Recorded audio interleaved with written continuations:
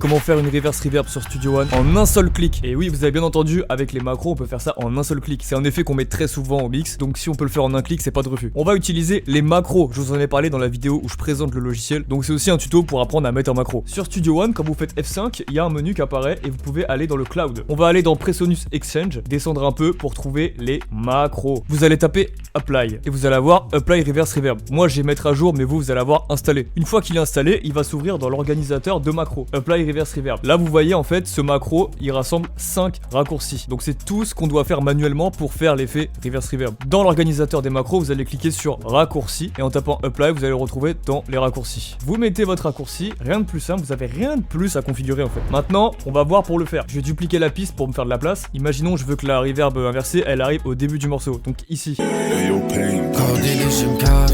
Donc je vais prendre la syllabe qui m'intéresse et je vais la dupliquer sur la piste d'en dessous. Donc là on a juste ça. Et c'est magique, évidemment on va cliquer sur notre raccourci. Et notre reverb inversé se fait automatiquement.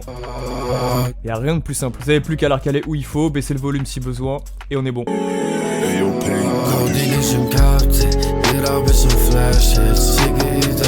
Et des macros comme ça, il y en a par centaines. Baladez-vous dans le cloud, il y en a plein.